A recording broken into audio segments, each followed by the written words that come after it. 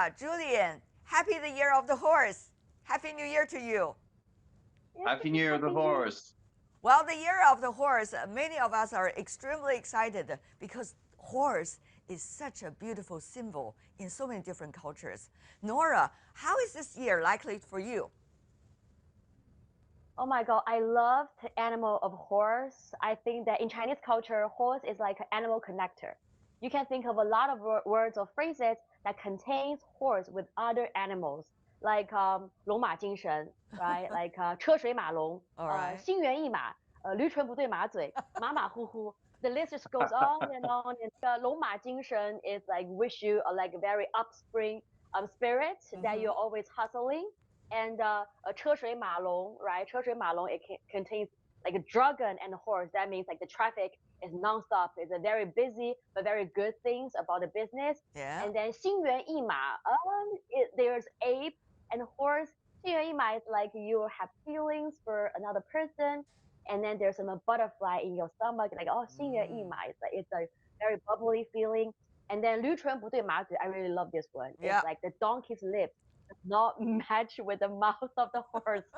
That literally means that you're not talking on the same page. Like you're not having the same conversation. You guys just don't click. Right. Like I'm just like bubbling with all the phrases with horse. So obviously a horse is such a familiar symbol for all of us. When I was in my childhood, horse is actually the first animal that's big, that's wild that I see for the first time. Because when I was a kid, I love animals, and we have cats and like rabbits at home. I always thought in my mind that animals are cute, or like safe. I can just play with them whatever I want to, and then just without any questions. My dad wanted to teach me a lesson. So he was like, okay, you love all the animals, but just be aware, some animals are not as expected. So he took me to the zoo and put me on the back of a horse, not a pony, but a horse. With someone, of course, an instructor, is holding the leash. But he just put me on I was like, Dad, that's not an animal. No animal can be bigger than a human being. My dad was like, honey, all the animals, most of the animals are bigger than human beings. What are you talking about? Well, that's life lesson 101 for you, isn't it? Yes. Yeah, wow. Yes, he's like, so you should be careful because a lot of animals are wild. You need people's help to be closer to them. They're not always cute. They could be very fierce. You just have to be aware of that. What about for you, Julien? I mean, you are jumping between two cultures, Chinese culture and the French culture, probably beyond. Tell me more about how do you feel about this year, the year of the horse? It seems that it's going to be a very good year for me. I've had, the past few years have been complicated. I've had to reinvent myself and think about what I wanted to do. There's another sentence we briefly mentioned, which was 马到成功, which is in Chinese, it means basically the horse arrives and then the success comes very easily. It was usually on the battlefield, right? On the battlefield, well, once the great horse arrives, of course, it makes everything easier for the warriors, right? The year of the horse, for me, it's going to be a special year. And actually, my 本命年, so in Chinese culture, we also have these zodiac signs every 12 years, right? So there was this really wild horse, right? So, and there was a girl, a neighbor of us. We had a big party in the countryside in France. I was 16 years old.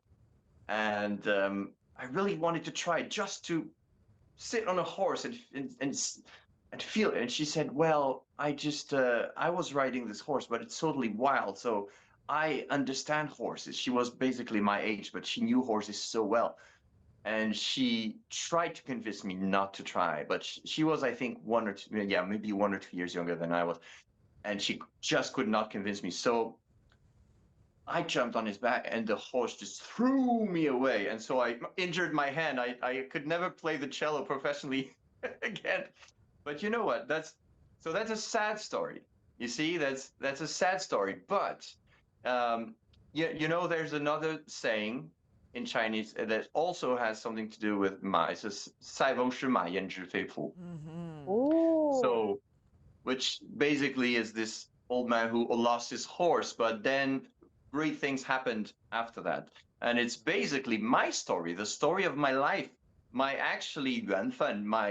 destiny with China began because of a horse. Because I just didn't know what to do. I used to practice 8 hours of cello every day. So what did I do? I practiced 8 hours of Chinese every day just for fun. And I learned Wow. Chinese for 5 years like that. And I came to China and I made another life. So this Wow, is the story that of is me trying terrific. my luck on a horse, and it was bad luck, but which became good luck. So you see? So Nora, we are coming to your time, right? I mean, after 2008, so many people from all over the world are interacting with China, and as a result of that, stand-up comedy has become such a phenomenon, even in English, which you are performing from time to time. So tell me, how is this opportunity presenting to you, cross-cultural, and what would that mean for this year, the year of the horse? So I am very fortunate to live in this era where people are actually being encouraged to do cross culture. And I'm being extremely lucky because I love to perform in different languages. That's why I'm performing in English, Mandarin, Shanghai dialect, and sometimes a bit of Cantonese and Japanese. I'm really trying my best to Terrific. become, So really funny talented. in different languages. And we also see a lot of tourists coming back to China in the last year and this coming year. So Yeah. I think the year of 2026 is really a year we hope to receive the audience with a high diversified audience group. So we wanted to see a lot of local audience, but also a lot of tourists, and we'll be able to enjoy the comedy in our language or in their language, but on the story of China or on the story of culture crossover differences. Right. So yeah, I really look forward to that. What story works like miracle on your shows? And my favorite bit is always about my dad, because my dad, as I mentioned, he's a very different types of educator. You can tell from the story that he put me on the back of the horse. And my dad also loved to talk to other people with his broken English, which means that he would be able to communicate but in a very weird way. For example, I did this like exchange program with a girl from US, right? And my dad wanted to compliment her on her look, but turned out he said, "You face good." And then the girl was like, What? "Thank you for the compliment." I was like, "Dad, how can you communicate with only 10 words that you know in the world?" But that's how miracle my dad is. And those jokes just never gets old, and people can understand as Chinese perspective and as a foreigner perspective. Absolutely. And stand-up comedy has become such a phenomenon, different from crosstalk, which you learned, Julian.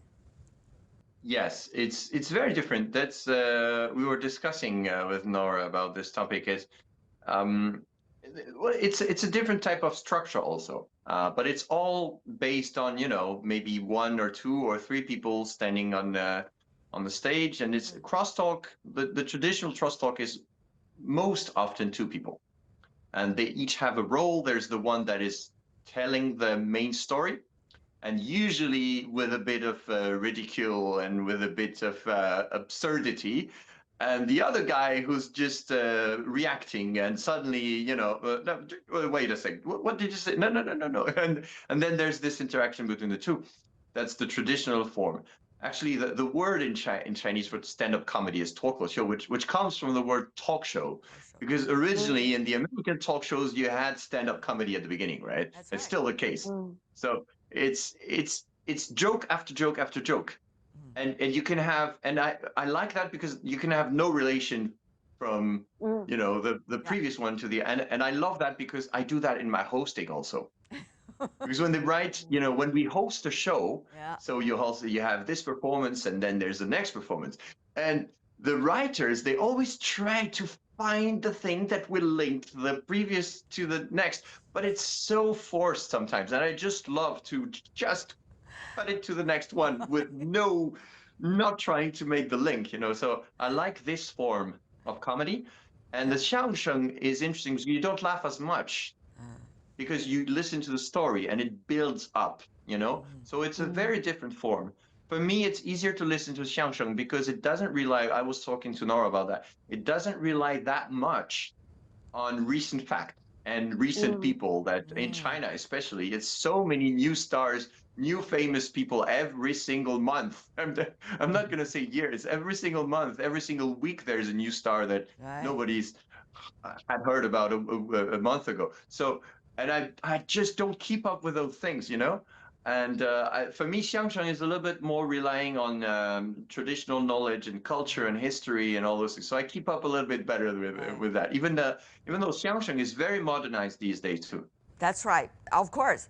But I see, Julien, you are not only working on xiangsheng and your Chinese language continuously, but also on your cello. And as a matter of fact, it has so much to do with the subject of today's conversation, the horse. When we were preparing for this show, I really could not think of any piece of music that I used to play that has anything to do with the horse. But I was thinking, oh, wait a minute. The bow I'm using, and I can show it to you because I just practiced. If you allow me, I'll Please take do. my cello Yes. bow. Yes. Yes. Please. Wow. Yes. So this is the bow, right? This is the bow we use. I was just practicing the cello before the show. So this is the bow. You see, this is a cello bow, right? And the hair you see here, this is horse hair. Wow. Every single cello bow or violin bow or viola bow or double bass bow in the world is haired with horse hair. It's horse tail. So in Chinese, it's called ma wei. And actually, a huge percentage of all the bow hair that is used in every country in the world comes from Inner Mongolia and China. Wow. There we go. So, yes, because they have some of the best quality horse hairs in the world, and it makes for a beautiful, beautiful sound. We have to put some rose in on it, but yeah, that's so. You see, even when unlike ma tou qin, which is a Mongolian instrument in China that has two strings, and it has the shape of a horse.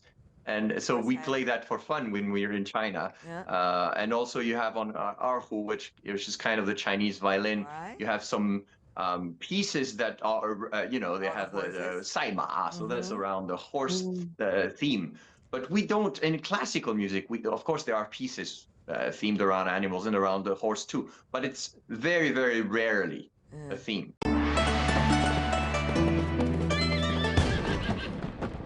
The word games about horse is, are of tremendous amount.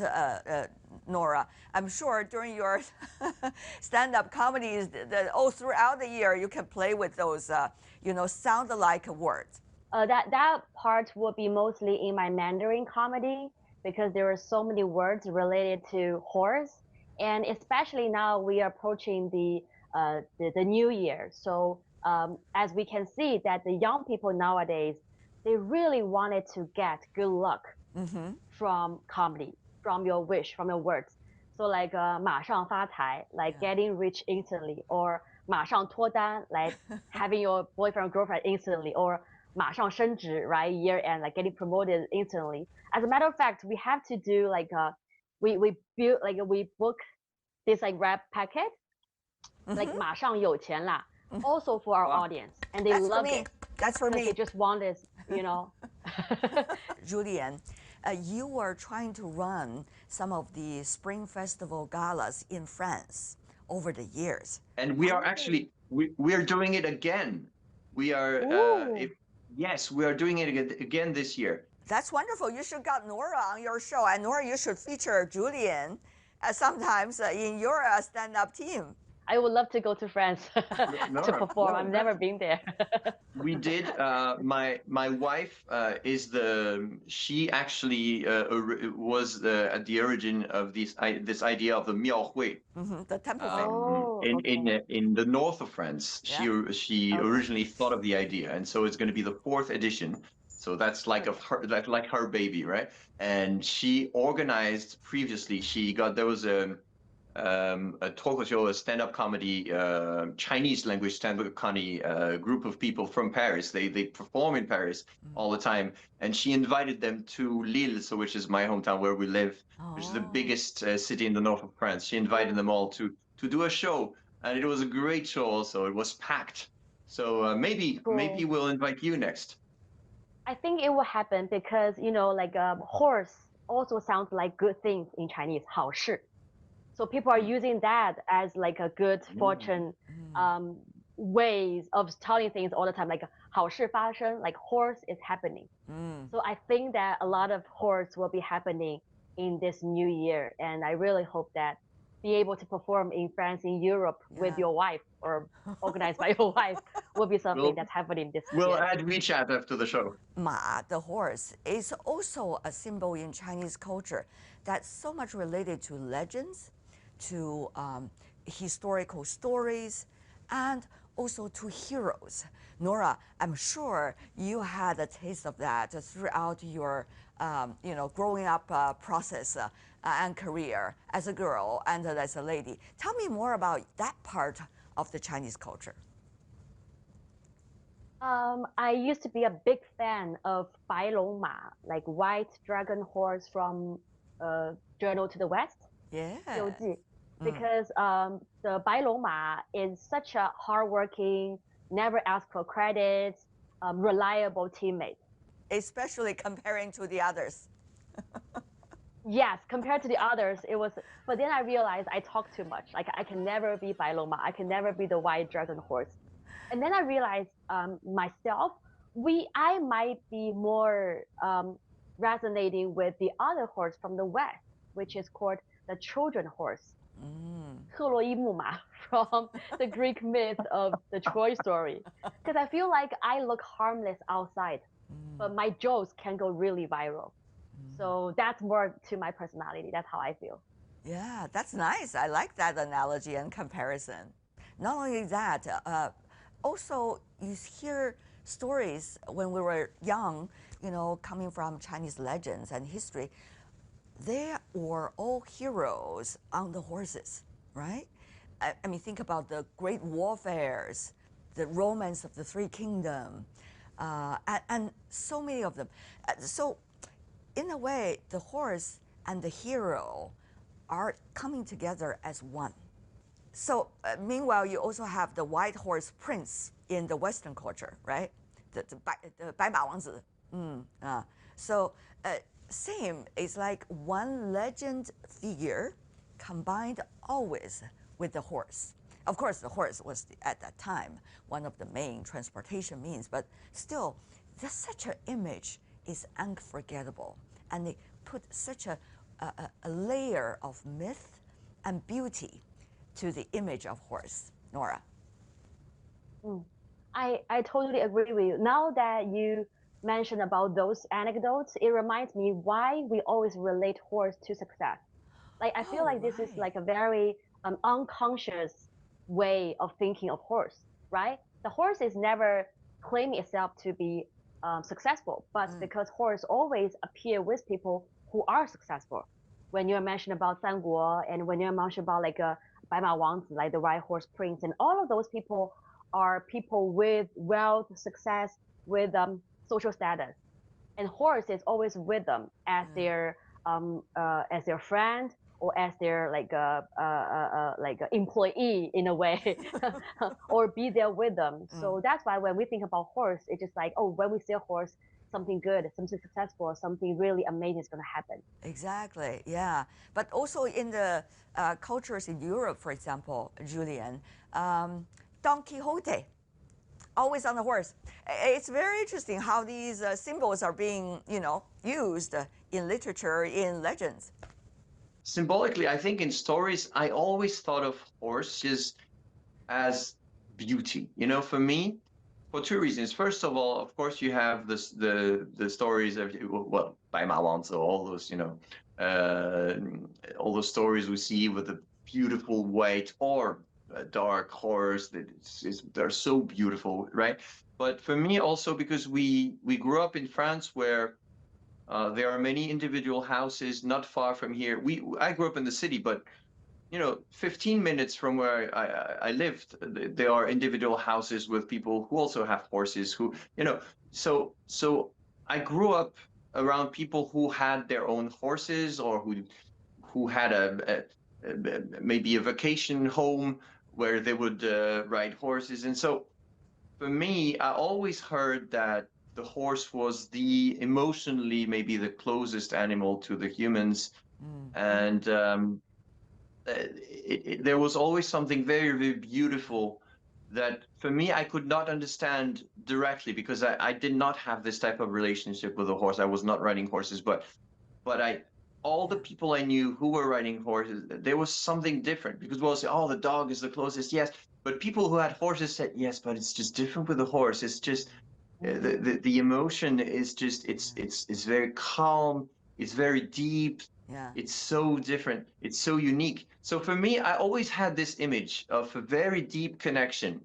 I learned the Chinese culture, and I had more of the warrior aspect of the horse maybe, and especially, you know, you were mentioning Sanguoyan, so the Three Kingdoms, which is an ancient Chinese novel, and I read it all, the whole thing. So I remember the Chituma, which was so I think originally it was, if I remember correctly, Dong Zhuo gave it to Lü Bu, and then Lü Bu at the end of his life he was he lost the battle to Cao Cao, and Cao Cao killed him and took the Oh my God, took the Julian horse. knows And more about Chinese story than I did. I now feel embarrassed.